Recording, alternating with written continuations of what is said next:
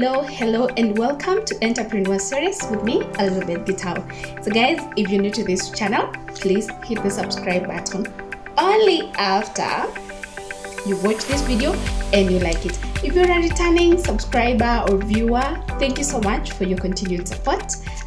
This channel is growing because of you, and I do appreciate you. So last week we talked about how to stand out from the competition, and this week I promised you that I'll tell you a story on how I learned how to communicate. And before that, let's talk about some things that I feel as entrepreneurs, as people who are interested in entrepreneurship, or if you're in entrepreneurship and you've not overcome these things, there's some things that if you're an entrepreneur, you shouldn't be doing them. So these are things that you should know and avoid and put them in order before you become an entrepreneur. So if you're in entrepreneurship already, you need to check yourself and see if you're suffering from this and correct them, because they can really hold you back. So what are these things? Number one, if you want to become an entrepreneur and you're an entrepreneur and you always need someone to motivate you, to keep cheering you on, to keep telling you, and that someone is not yourself, then you're gonna fail. Why? Because being an entrepreneurship sometimes is not interesting, it's not fun, and you feel like, man, I can't do this anymore. You just want to throw in the towel and pack your things and go back home. But you need to always find something to inspire you, something to keep you in the game. And that something has to come from you and not from outside.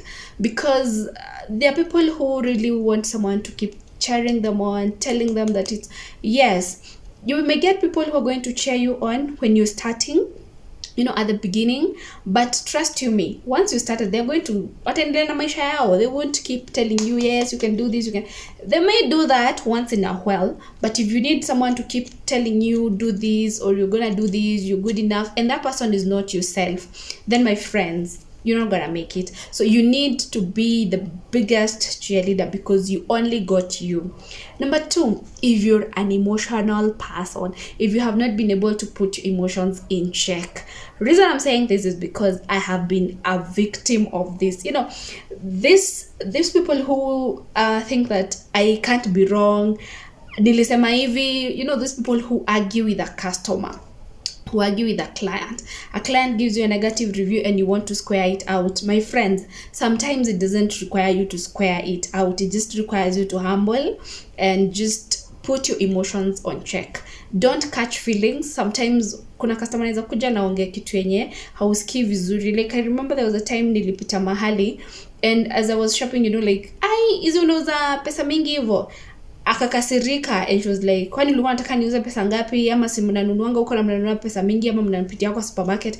I mean, cool, take a chill pill and so put your emotions on check. If you haven't really been able to put your emotions on check, it's time you call yourself for a meeting and ask yourself what really provokes you, and how can you really put that in check so that you don't get off your game every single time someone talks or says something that is not really, does not go very well with you. Number three, if you don't know how to say no. My friends, if you're a people pleaser and you can't be able to say no when you feel like things are not really working according to your terms, according to your policies, according to how you would want things to be done, and so you find yourself always saying yes, people are going to step on you and people are going to trample on you, because huku nje kila mtu angalia side yake. So you need to learn how to say no, and it even means saying no to clients that you feel don't really go according to your policies and are not having your best interests at heart. It means saying no to even people who are going to ask you to serve them beyond working hours, because unaweza pata hata unanga time for yourself, for your family, and utapoteza familia in the name of business. So you really need to know how to balance, and for you to be able to know how to balance, you need to know how to say no. So if you've not mastered the courage, because it requires courage, a lot of it, to say no, you need to do that. Number three, if you can't take risks, or you can't afford to see your bank balance go from a few zeros to a few zeros, 6 figures, to 5 figures, to 4 figures, to 000, my friend, entrepreneurship is not for you. Because our projections don't go as we expected. Remember my story, yeah? I took a loan and my projections were awesome, but things didn't turn out as we expected. Tukatumia pesa pole zinakujizikisha unaanza kupata heart attack. If you go to sleep and hakuna pesa kwa bank account and you can't catch any sleep, entrepreneurship is not for you. You need to have shock absorbers. Unaweza invest pesa yako mahali na deal yenye ulikuwa unafikiria ati ndio unapata iende south, like completely south, and labda ulikuwa umepromise mtu utamlipa ama ulikuwa umechukua loan kama yours truly. So guys, kama huna hizo shock absorbers, entrepreneurship is not for you. And the other thing, number 5, is if you can't take corrections or you can't take fault. Because let me tell you, you will find people who will fault you even when it's not your fault. You will find people who will tell you, who will try to correct you even when ulikuwa umefanya the right thing. And sometimes it just requires you to just humble and apologize and get things going on. Because the moment you get into that game of apana, I did the right thing, you are the one who did the wrong thing, that exchange of words or trying to prove that you're the right person, or and it happened a few days ago, or where someone came and gave a very negative review on a WhatsApp group that I'm in, and the person who was given the review tried to square it out. You remember I said this, you said that, then it became a you said, I said. Then I noted the person who came with that nini was just bringing something into the light, and it had the potential to go south very fast, which it did. So I advised the person who was the recipient of this review, and I told them, take this opportunity and apologize and promise to do better and let this thing come to rest before everyone because it was a group of like 200 people and only maybe 10 are aggrieved, or 5, or even the only one who posted. You have 190 that you can win. So take that opportunity and turn it around. But this lady just decided, you know what, I'm not gonna listen to you. Na ilienda vibaya until that lady just left the group and people were left talking and saying they can't refer them. So my friends, sometimes people are going to fault you and it's not your fault.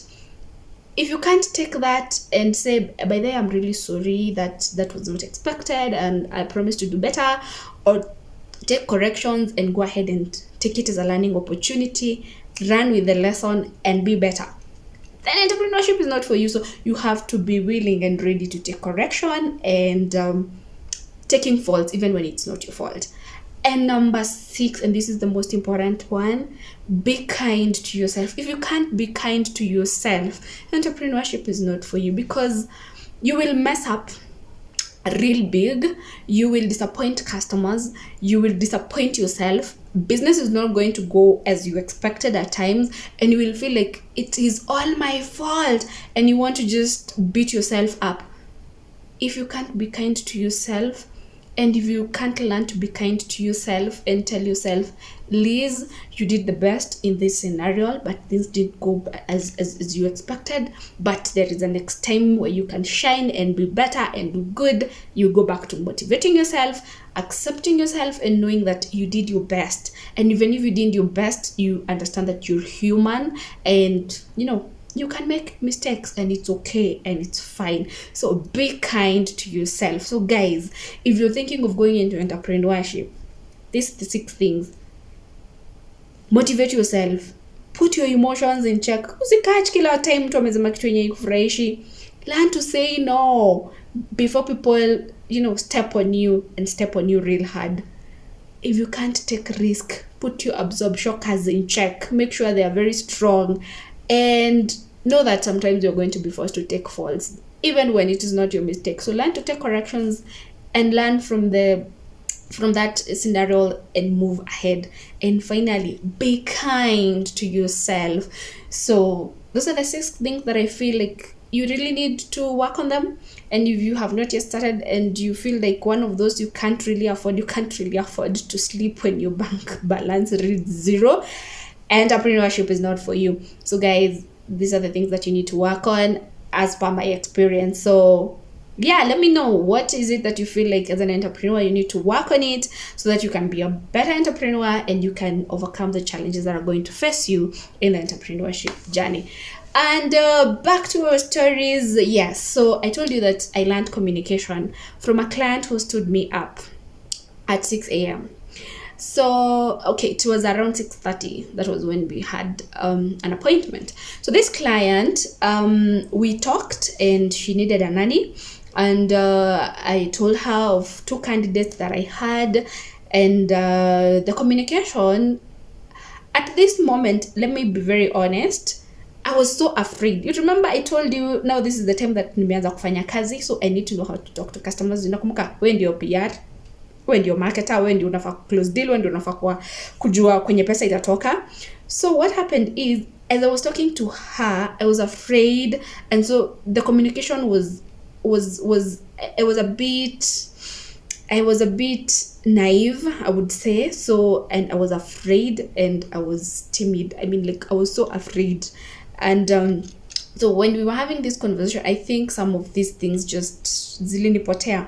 So we decided, she communicated to me and she told me she needed a nanny, give me all the descriptions, and I give her the people that I had, their profiles, and she needed to interview 2 people. And so she told me, and this is where now I tell you about saying no when it doesn't really work with you. You don't have to always bend for the client. She told me that she takes their children to school very early in the morning. So as she's going back to work at around 6:30, she can pass by my office. So I don't really remember what I told, but she says I told her that I'll get back to her. But for me, I was like, it's okay, we can meet tomorrow at 6:30.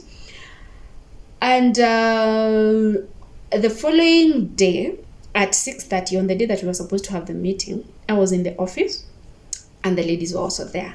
So ikafika 6:30, ikafika 7 and simuoni. So I decided to call her at 7 and she was like, you told me you're going to get back to me. You didn't get back to me, so there's no way I could have passed by your office. I'm like, but I told you we will be here at 6:30. She said, you told me you're going to get back to me. I waited for you to get back to me. And I'm like, you should have called me. She was like, no, that's not how it goes. That's not how it works, Elizabeth. You said you're going to get back to me. I waited for you to get back to me. So I'm like, okay, because they're here, how about they just come to where you are?